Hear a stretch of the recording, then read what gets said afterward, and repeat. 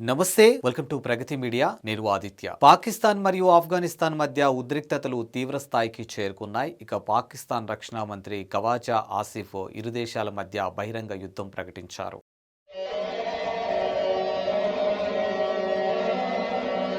పాకిస్తాన్ వైమానిక దళం ఆఫ్ఘనిస్తాన్లోని ప్రధాన నగరాలైనటువంటి కాబూల్, కాందాహార్ మరియు ఫక్తియా ప్రాంతాలపై బాంబు దాడులు చేసింది.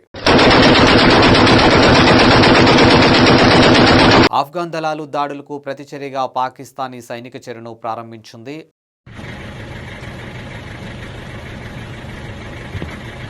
ఆఫ్ఘనిస్తాన్ భూభాగంలోని సుమారు 22 సైనిక స్థావరాలను లక్ష్యంగా చేసుకున్నట్లు పాకిస్తాన్ పేర్కొంది. ఈ దాడుల్లో సుమారు 274 మంది తాలిబాన్ అధికారులు, మిలిటెంట్లు మరణించారని, 12 మంది పాకిస్తాన్ సైనికులు కూడా ప్రాణాలు కోల్పోయారని నివేదికలు చెబుతున్నాయి. మరోవైపు 19 మంది పౌరులు మరణించారని ఆఫ్ఘన్ ప్రభుత్వం తెలిపింది. పాకిస్తాన్ పై దాడులు చేస్తున్నటువంటి తెహ్రీక్-ఏ తాలిబాన్ పాకిస్తాన్ మిలిటెంట్లకు ఆఫ్ఘనిస్తాన్ తాలిబాన్ ప్రభుత్వం ఆశ్రయం ఇస్తుందని పాకిస్తాన్ ఆరోపిస్తోంది. దీనికి నిరసనగా గత కొన్ని రోజులుగా సరిహద్దుల్లో కాల్పులు జరుగుతున్నాయి. ఐరాస ప్రధాన కార్యదర్శి ఆంటోనియా గుట్రెస్ ఈ హింస పట్ల తీవ్ర ఆందోళన వ్యక్తం చేశారు. తక్షణమే ఇరు దేశాల దాడులు ఆపి చర్చల ద్వారా సమస్యను పరిష్కరించుకోవాలని కోరారు. ఉద్రిక్తతలు పెరిగినప్పటికీ కూడా సమస్యను పరిష్కరించుకోవడానికి తాము చర్చలకు సిద్ధం అని ఆఫ్ఘన్ ప్రభుత్వం ప్రకటించింది. ఇక ప్రస్తుతం ఇరు దేశాల మధ్య సరిహద్దు ప్రాంతాలైనటువంటి తోర్గాం మరియు చమాన్ వద్ద పరిస్థితి ఇంకా ఉద్రిక్తంగానే ఉంది. అసలు ఈ గొడవ ఈ రోజు కాదు, దీనికి 132 ఏళ్ల చరిత్ర ఉంది. అదే డ్యూరాండ్ లైన్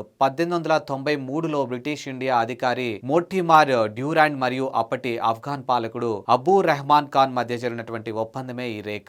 ఈ రేఖ పష్తూన్ తెగలను రెండు దేశాల మధ్య విభజించింది. ఇక ఆఫ్ఘనిస్తాన్ ఈ రేఖను ఎప్పుడూ అంతర్జాతీయ సరిహద్దుగా గుర్తించలేదు. పాకిస్తాన్లోని ఖైబర్ పఖ్తుంఖ్వా ప్రాంతం మాదే అని తాలిబాన్లు వాదిస్తూ ఉన్నారు. పాక్ అక్కడ కంచె నిర్మిస్తుంటే తాలిబాన్ సైనికులు దాన్ని కూల్చివేయడంతో ఘర్షణలు మొదలయ్యాయి. ఈ యుద్ధం కేవలం రెండు దేశాలకే పరిమితం కాదు. పాకిస్తాన్ తన వైఫల్యాలను కప్పిపుచ్చుకోవడానికి భారత్ పై నిందలు వేస్తుంది. ఇక తాలిబాన్లు భారత్ కు ప్రాక్సీలుగా పనిచేస్తున్నారని వితండవాదం చేస్తోంది. రష్యా, చైనా మరియు ఇరాన్ వంటి దేశాలు యుద్ధాన్ని ఆపాలని కోరుతూ ఉన్నాయి. ఈ ప్రాంతంలో అస్థిరత ఏర్పడితే అది ప్రపంచ ఆర్థిక వ్యవస్థపై ప్రభావం చూపిస్తుందని నిపుణులు హెచ్చరిస్తున్నారు.